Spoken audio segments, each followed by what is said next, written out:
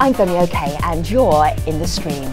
Today, could playing online games train you to be a better citizen? We're going to take a look at the social impact of gaming and virtual worlds.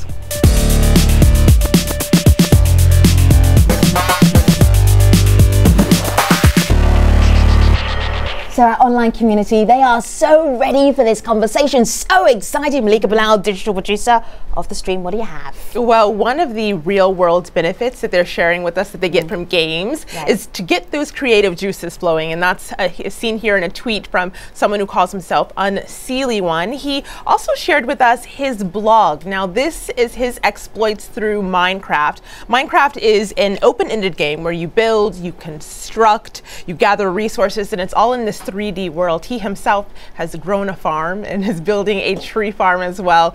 So that's one person's view. We want to know what you at home think on this, whether you're a gamer or not. You can tweet us your take with hashtag AJStream. And right here in our studio we have Lindsay Grace, and Lindsay is a professor, a game designer and director of the Game Lab and Studio at American University. Lindsay, welcome. Thank you. It's great to have you here. I'm going to hear much more from you in just a moment, but first a little bit of background before we get started. Now, millions of gamers spend hours immersing themselves in virtual online worlds, mainly for entertainment and an escape from reality. Now, whether you're a monster-slaying troll or mining bricks to build a digital utopia, could the positive skills learned in games actually translate to better behavior in the real world? Well, that's what game researchers are trying to find out. Now, contrary to the loner stereotype of video game players, many studies actually suggest that online role-playing games actually promote qualities including leadership, quick decision-making and social skills. So today, we wanted to discuss the potential games have for social impact and what lessons can the real world learn from virtual worlds. So to help us do that, we have Nick Yee. He researches gamer behavior and he also wrote about it in the book, The Proteus Paradox, How Online Games and Virtual Worlds Change Us and How They Don't. Dana Herrera is a gamer and associate professor of anthropology at St. Mary's College of California. And Chris Cluey is a former American football player and a long-time gaming enthusiast. So it's great to have you all here on board, everybody. Chris, what is your virtual world of choice? Where do you spend more time when you're not in the real world? My virtual world of choice was World of Warcraft. I was actually in a top 3 U.S. rating guild for a couple of years, so I was pretty invested in it. But I found once I had kids, I have 2 daughters. I really needed to be able to spend more time with them than with the game. So I think finding that balance is a very important part of online gaming, as well as make sure you don't neglect the real world. Sure. Well, I'm looking here. Is it Loat Grimtusk? Who's Loat Grimtusk here? Loat. So that that's sorry, I don't speak fluent World of Warcraft or WoW. No worries. Yes. It's so that's actually a card from the WoW trading card game, and the great part about that, so that's based on my character. The great part about that card is that I do not have my own NFL trading card that is just me on it, but I do have my own World of Warcraft trading card. Nice. Just me on it. All right, and a guild, just to get us into the lingo as we get into the virtual world deeper and deeper, is a what? You play in guilds, right? Guild is a large grouping of people, generally anywhere between, I'd say 20 to 50 is probably about the average size of most guilds, and usually you get together to do end-game content, which are dungeons and encounters that you can't do with a smaller group of 4 or 5 people. You have to have more people in order to do them, and so guilds form to do these encounters and also for social interactions. You meet people you want to hang out with, and you start to form basically a community, and it's based around a guild. Lindsay, what's your relationship with virtual worlds? So one of the things I tend to research actually is a lot of things around how we can take the experience in games and then translate it out into the real world. So a lot of the relationship that I have to online games is actually about these very small games that people play that change their perspective very quickly. So it might be 2 minutes of play, and the idea is to 2 minutes of play. Does anyone actually do 2 minutes of play? Don't fib to me now. I thought it was more like 20 hours of play. Well, it depends on the kinds of games you're playing, right? So one of the really great things about World of Warcraft is it's so immersive that you don't want to leave believe it. It's this really, really large What's the space. longest you've ever heard of anyone being a World of Warcraft? Oh gosh, I mean, I've had students who've actually like left class or left school because they are so invested in that world. They gave up their degree took some time off in order to spend a little more quality time with World of Warcraft. Wow, wow. Malika? Well, you know, it's interesting, Lindsay. You mentioned changing perspectives, and that's something that one of our community members said is the benefit that she sees. So Nandi writes in on Facebook, gaming can be a great tool for understanding multiple perspectives and how they make sense in understanding the greater world. And Dana, on that note, we also got this tweet from someone who elaborates a little more. This is Sam Gias, and she says, if you play to improve in these games, they teach discipline. They enhance strategic thinking and attention to detail. Now, Dana, I know that you've been playing games for a very long time. Do you think that you have your strategic thinking has changed and has really developed?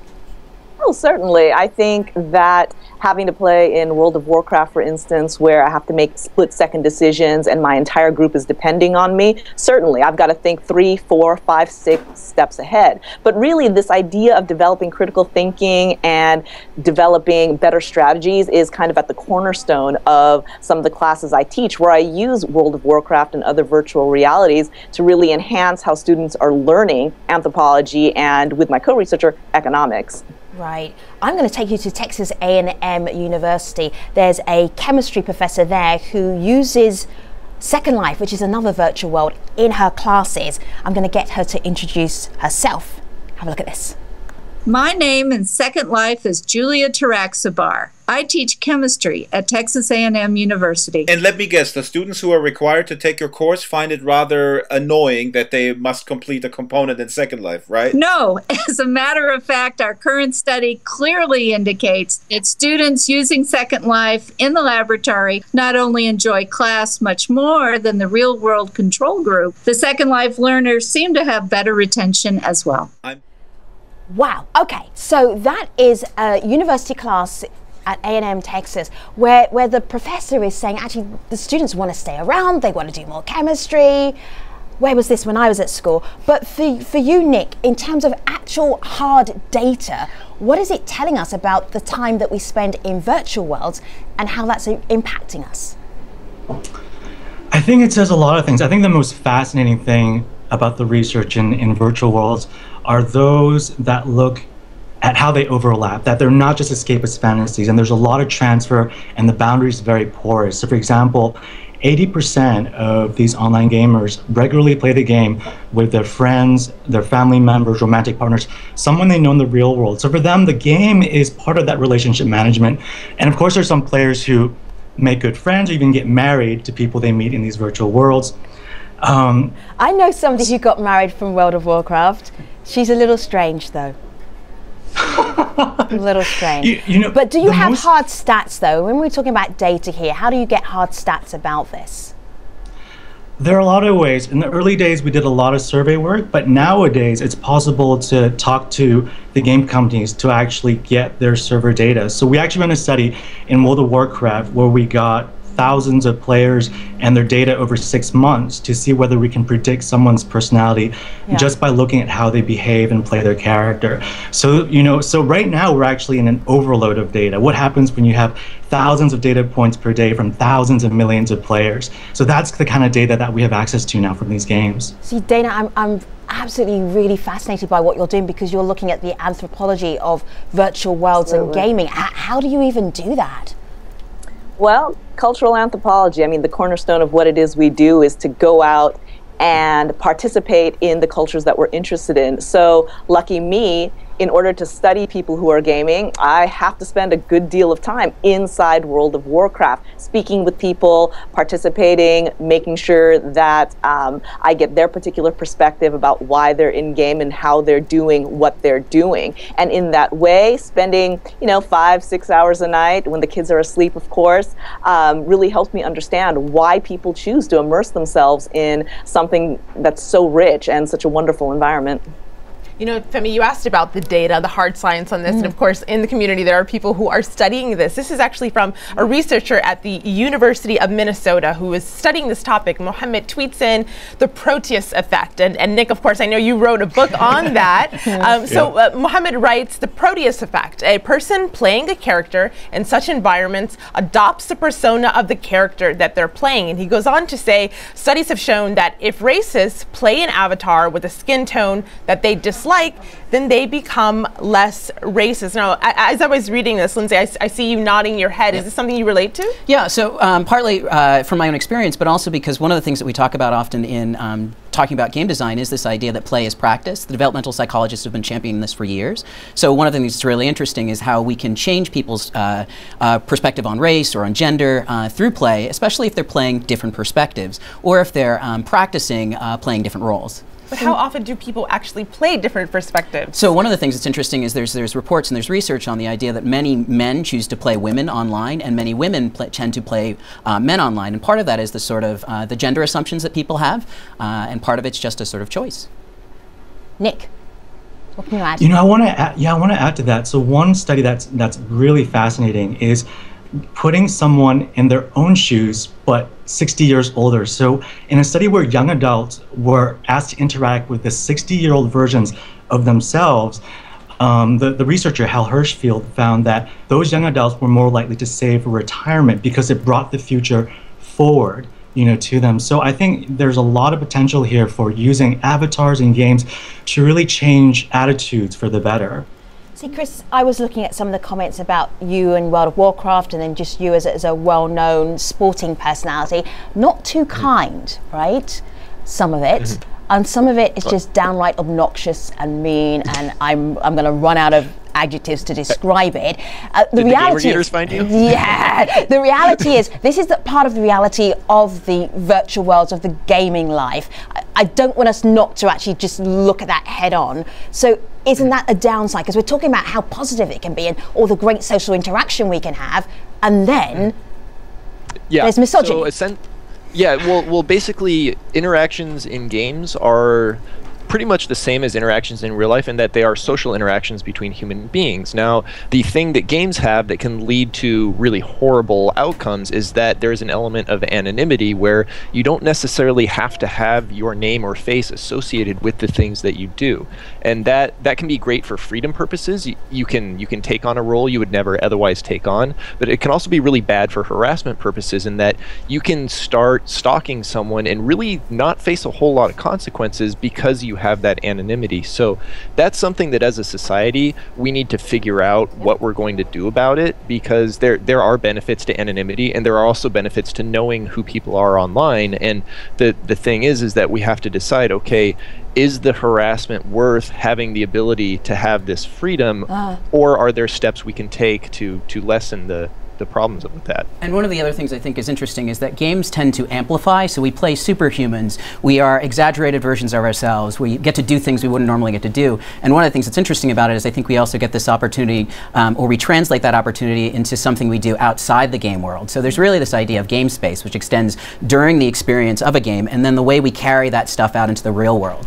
See, this could be the good thing, but also could be the bad thing. I always go for the good thing. Can't help myself. Yeah. Right. And if I can interject, one of the things that I think is really exciting about the idea of stuff like virtual reality and people wearing cameras at all time and essentially being able to record their own perspective is that you can use that ability to put someone in someone else's shoes. It's almost like being in a virtual reality game, only now you're seeing the world from someone else's perspective. And so I think that if we can use that to foster a sense of empathy in people, much like you see in those studies where people who are playing a different colored skin tone tend to be less racist, then hopefully we can use that as one of the really good things about games versus just having it be about entertainment or harassment. Chris, do you think it's because if a character decides that they're going to play a ethnic character or a black character, and then other characters in that game are racist towards them, they suddenly realize, oh, this is what it's like? Is it because the rest of the virtual world behaves as normal and then you're getting into literally somebody else's skin? Is that how that works?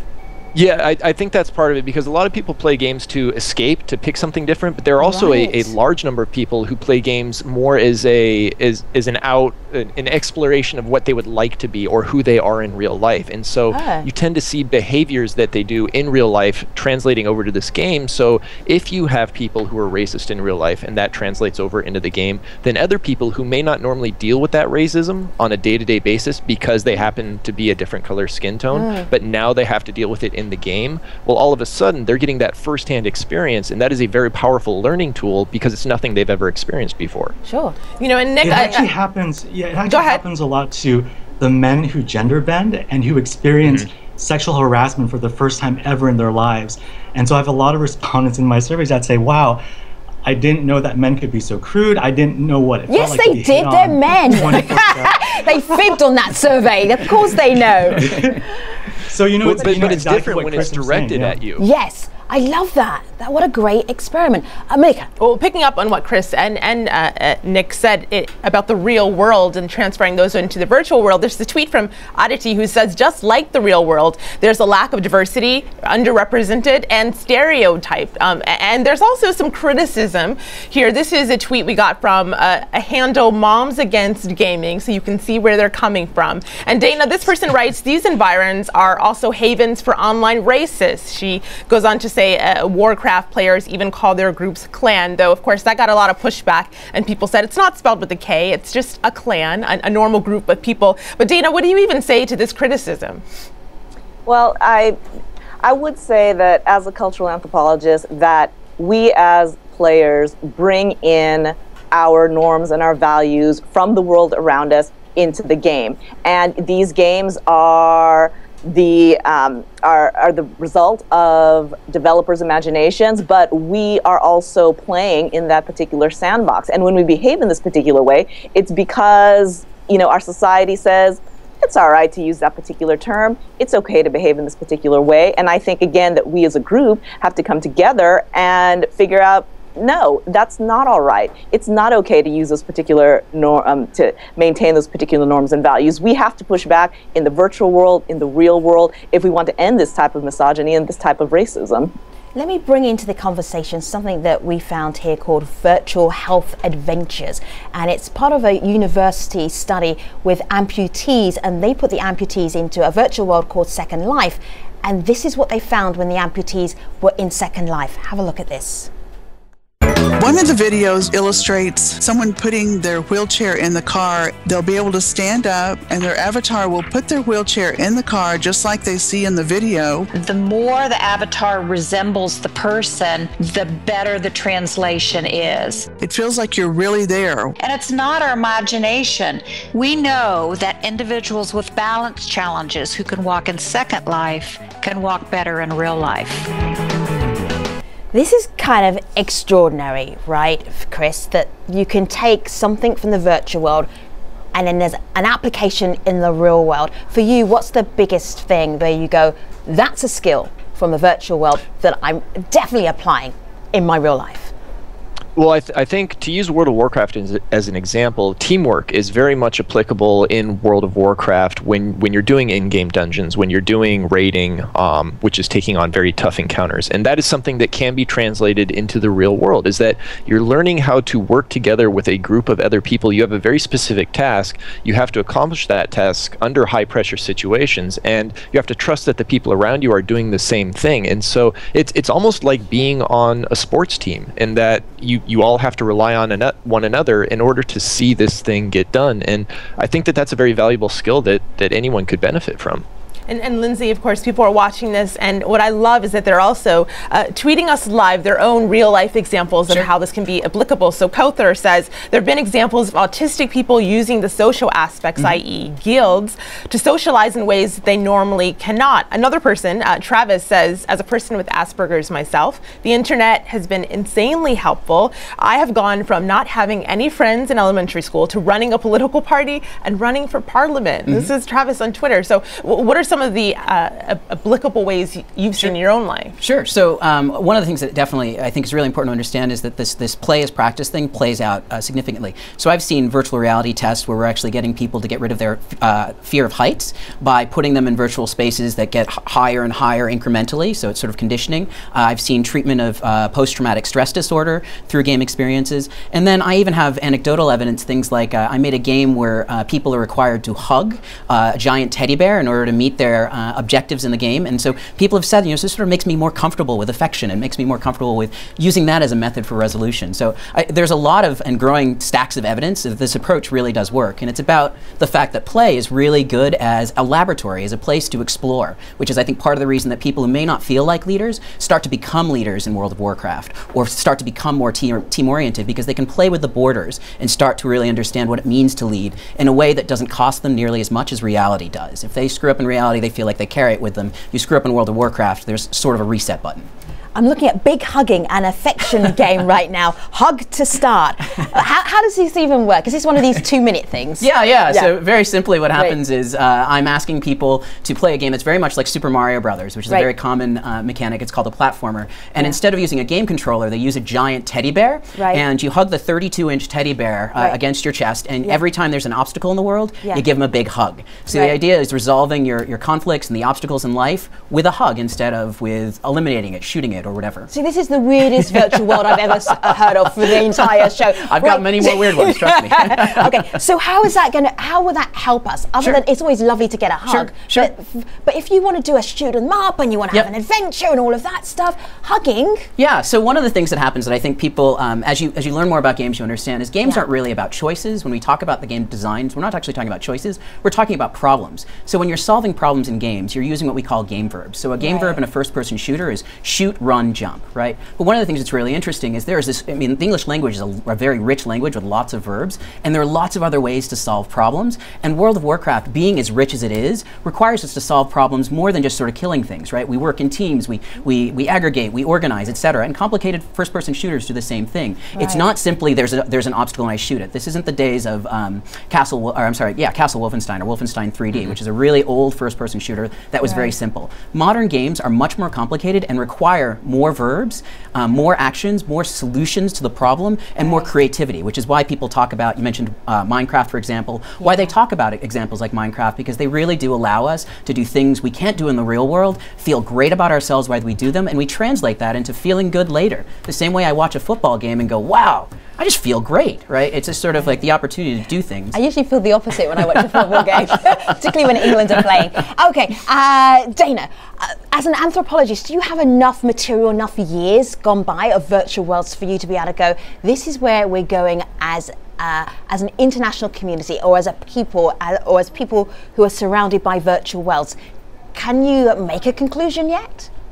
You know, I hesitate to make a conclusion only because when we're talking about access to virtual worlds, recent studies say about 1 billion people are connected to the internet. Well, how many people really have access to virtual worlds? At its height, World of Warcraft had 12 million people playing it. Now it's down to about 8 million. I think at best right now I can analyze some trends, talk a little bit about international cooperation, ways in which people from different cultures interact and mingle with one another. But I'd say any broad-reaching, this is what it means for the entirety of humanity is still a couple of years off. I would like to add one addition. So one of the things that's interesting is, I was just talking about this yesterday, so the UN did a study and more people own smartphone or own cellular phones than toilets.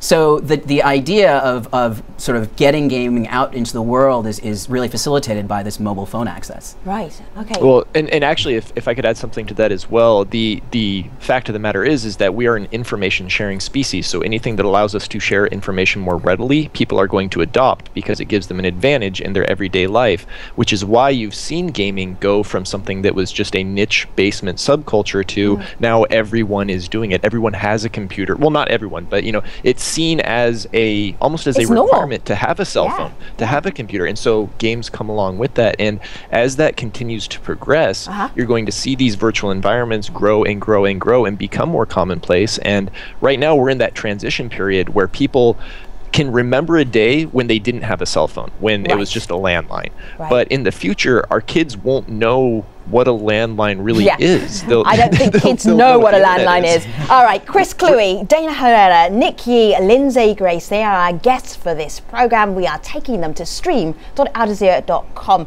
an online world, not a virtual world. We look forward to seeing you there if you can make it. Now let me tell you about our next show. We will be discussing the billion-dollar yoga industry with the author and spiritual leader Deepak Chopra. Can you believe there's a huge debate to be had? I will tell you about that on the next show.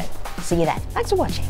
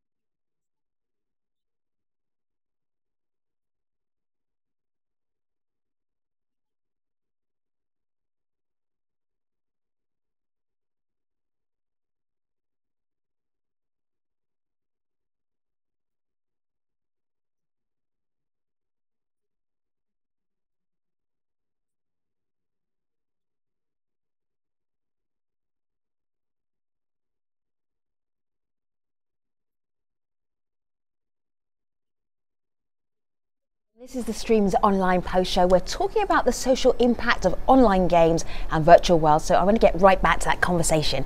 Nick, if you could think about games in a way where we can go, how do we make them better? How do we make our experience better? How do we get more out of them as a community? What direction do you think they should be going?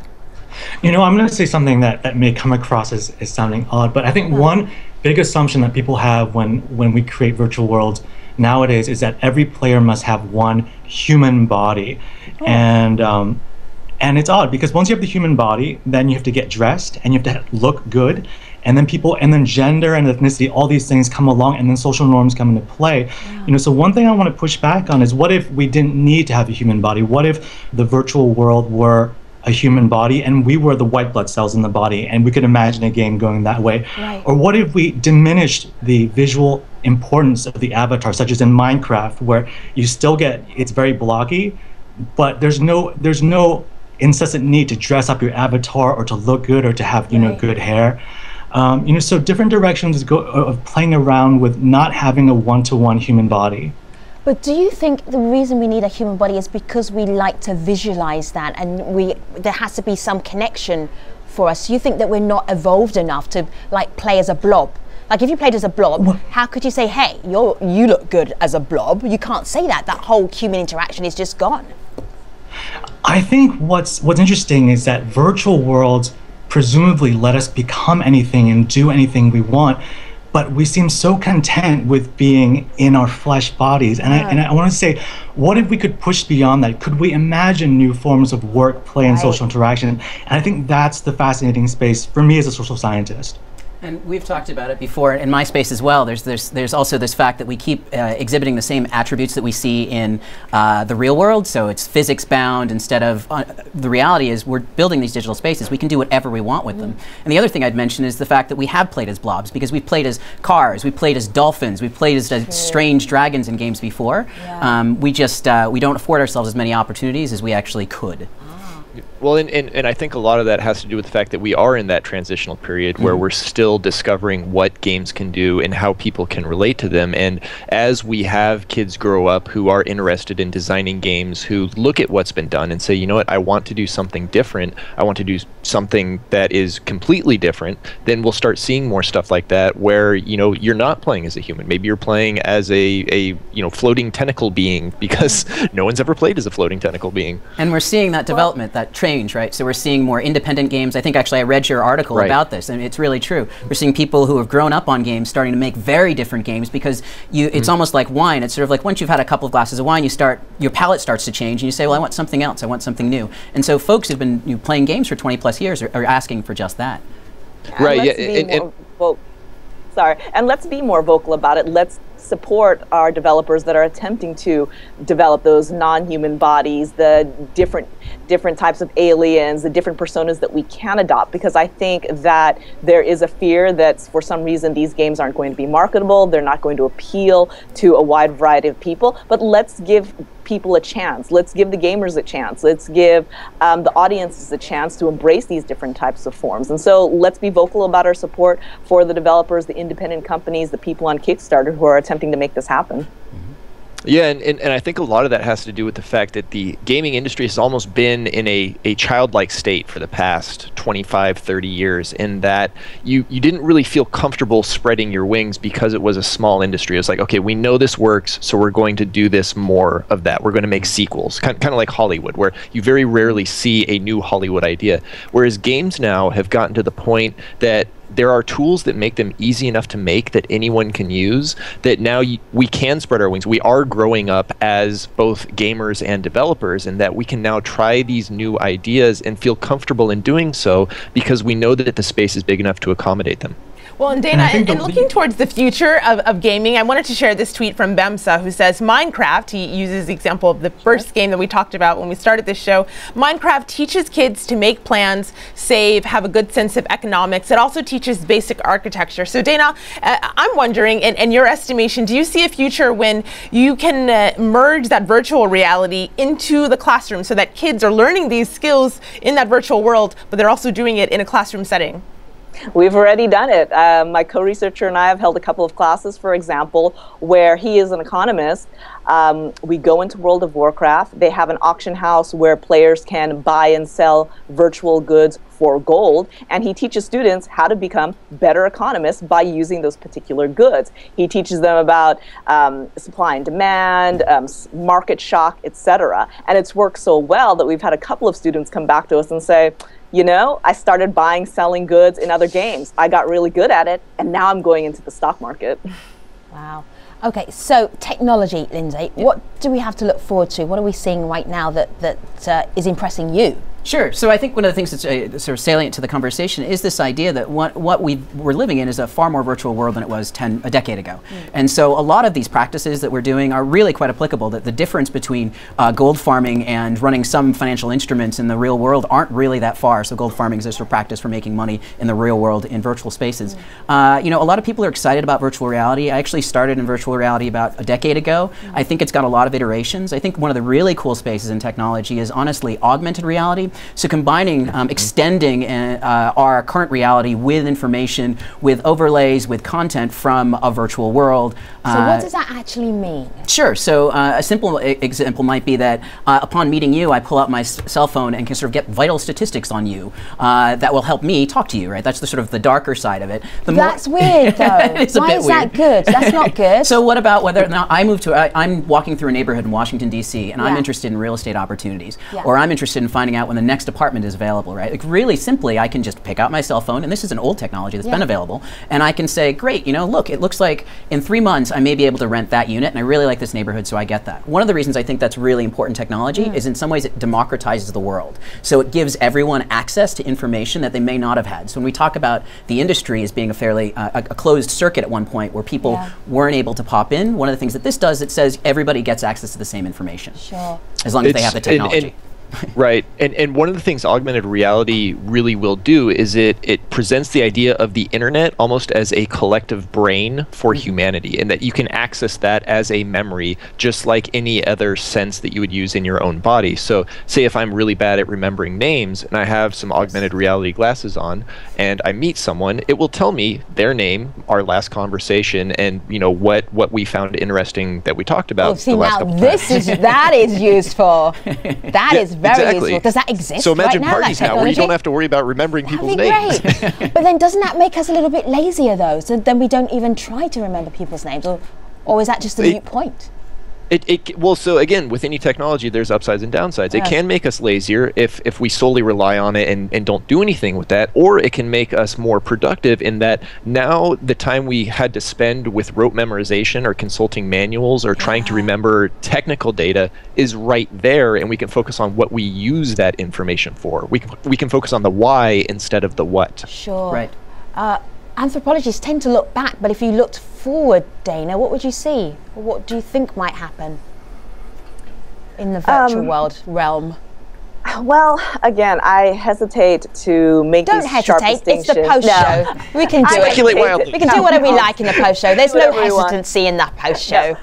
We're online. I hesitate only to make the sharp distinction between virtual worlds and the real world. I think that as we go on towards these augmented realities, whether it's with Google Glass that helps bring the information to our eyeballs, or it's some sort of specialized high-tech room where we completely immerse our physical bodies in these virtual realities, I don't think that will somehow absolve us from our very basic responsibility towards things like human decency, etc. I think Chris said it the best, that technology is what we are going to end up making of it. And if we want the best experiences out of virtual realities, we have to make sure that our cultures, our beliefs, our values, they are geared more towards positive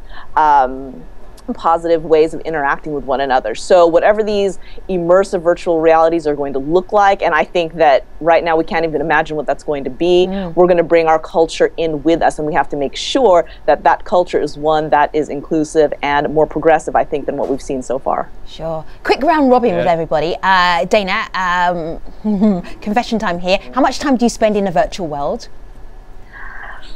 I'd say about 10 to 15 hours a week. Nick? In a game, probably like 20 hours. Virtual worlds, maybe like a few, 3 or 4 hours now. Not that much anymore. All right, Chris?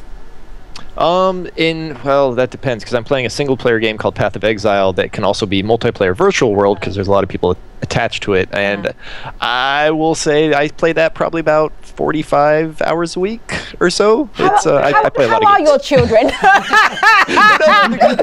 when they're at school, the little munchkins running around with no brushed hair, haven't cleaned their teeth for a week. Little savages. I've been teaching them valuable life lessons. 45 hours? Oh my goodness. I'm a gamer. What can I say? That's a full-time job right there.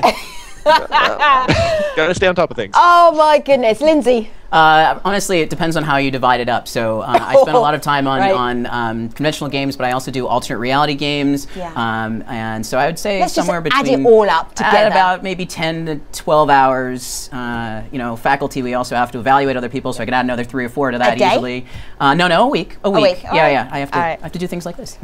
Here, I have a question. Would you consider online media, so say like Twitter and Facebook and Reddit, would you consider that a virtual world? Because that's pretty much a virtual world, right? It's people you're not necessarily meeting in real life, but you're forming these social interactions. Okay, in that case, I've beaten all of you, right? I spend way too much time doing that. I am glad you spend those hours doing virtual world play and research and investigation, because that made you fantastic guests today. So thank you so much to Lindsay Grace, Nick Yee, Dana Herrera, Chris Cluey. Thank you so much indeed. Our online community are saying what? Well, I'll give them the last word, because not everyone will be convinced, even after this great show. Julie on Twitter says, games can definitely help expand imagination, but there's a natural beauty lost by putting screens between human interaction, and she uses hashtag dystopia. And then on the other hand, we got this tweet from Bashar, who says, seeing my brother play World of Warcraft makes me happy because I see him fit with people that he likes and work together. All right. We could start a whole new conversation, but we are not going to. Thank you very much to everybody who took part in this one. Let me tell you about the next show. We are going to be discussing the billion-dollar yoga industry with the author and spiritual leader Deepak Chopra. We're going to be debating yoga. How do you do that? I'll see you next time. I will tell you then. Thanks for watching.